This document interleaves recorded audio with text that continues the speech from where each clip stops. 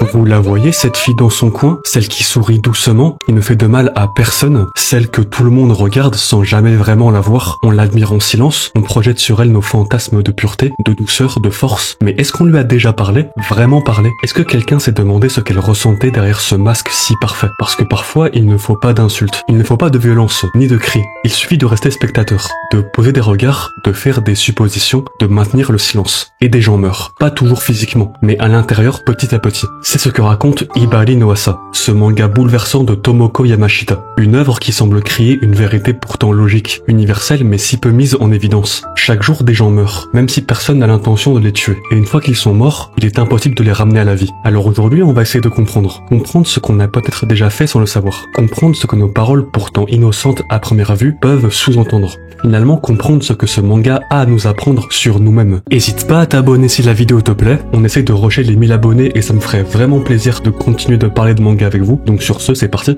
Teshima Hibari a 14 ans, une adolescente somme toute ordinaire, si ce n'est ce détail qui pour beaucoup change tout, son corps. Elle possède une silhouette que l'on juge trop femme pour son âge, et c'est précisément ce que tout le monde semble remarquer en premier, avant même de chercher à savoir qui elle est vraiment. Et ce n'est pas moi qui insiste sur cet aspect, c'est le manga lui-même. Dès les premières pages, ce corps devient une sorte de filtre déformant, à travers lequel passent tous les regards, toutes les interprétations, tous les jugements. Hibari passe le plus clair de son temps chez Kan, le cousin de sa mère. Vu de l'extérieur, on pourrait croire qu'il s'agit simplement de deux membres d'une même famille, partageant un quotidien tranquille, des instants de complicité comme il en existe dans bien des foyers. Mais très vite, un malaise s'installe. Quelque chose dérange dans la manière dont Kan la regarde, dans les silences entre leurs échanges, dans ses gestes à peine ambigus, à peine déplacés. On comprend que ce lien familial n'est pas aussi pur qu'il en a l'air, car ce qui semble motiver Kan, ce ne sont ni des principes moraux, ni un attachement sincère et désintéressé. En fait, c'est elle, ou plutôt ce qu'elle représente à ses yeux. Sa féminité, son corps, cette aura de sensualité qui projette sur elle. Le regard des autres suit la même logique. Certains en viennent même à croire que Hibari est la petite amie de Kan, et personne ne s'interroge vraiment. Comme si l'idée qu'ils puissent simplement partager une affinité humaine, sans aucun sous-entendu charnel, n'était même pas envisageable. Très vite, Hibari cesse d'être perçue comme une adolescente, comme une personne. Elle devient alors une image, un objet de désir, un fantasme projeté sur elle sans qu'on ne lui demande jamais ce qu'elle ressent, ni ce qu'elle pense. Ce qui rend tout cela encore plus flagrant, c'est une phrase de Kan lui-même. J'oublie toujours les choses les plus importantes. Comme s'il savait quelque part au fond de lui qu'il ne voit pas les gens tels qu'ils sont vraiment, qu'il les enferme dans des images figées, des projections confortables qui l'arrangent. Et il n'est pas le seul, même la mère d'Hibari ne fait pas exception à cette mécanique destructrice. Elle ne lui laisse aucun espace pour s'expliquer, pour dire ce qu'elle ressent ou pourquoi elle agit comme elle le fait. Elle plaque sur sa propre fille une image dégradante, sans fondement, comme si elle lui imposait des intentions, des comportements, une façon d'être qui ne correspondent en rien à ce qu'est Hibari réellement. Et bien sûr, son physique joue un rôle central dans tout ça, parce qu'elle est jeune, parce qu'elle est jolie, parce qu'elle dégage quelque chose de féminin. On lui colle immédiatement des étiquettes. On décide à sa place de ce qu'elle est censée représenter. Alors peut-être que jusque-là, ça vous paraît encore supportable. Après tout, n'importe quelle fille, à un moment de sa vie, a déjà été confrontée à ce genre de regard. Être jugée non pas pour ce qu'elle dit ou ce qu'elle fait, mais pour ce qu'elle dégage physiquement. C'est même l'un des fléaux les plus banalisés de notre société. Mais ce qui rend Hibari no Asa si dérangeant, c'est que ses biais ne sont pas cantonnés à un seul personnage. Ce n'est pas juste Kan ou la mère ou quelques adultes en arrière-plan. Chaque personnage qui entre en interaction avec Hibari projette sur elle ses propres peurs, ses doutes, ses désirs, ses frustrations, comme si elle devenait le miroir de leur faille intérieure. S'il y a bien un personnage qui à sa manière reflète ce que vit Hibari, mais sous un autre angle, c'est Tomiko. Parce que oui, cette pression sur les femmes, cette forme de regard réducteur ne vient pas uniquement des hommes, elle peut aussi venir d'autres femmes, et c'est parfois encore plus violent. Pourquoi ça? Parce qu'une femme,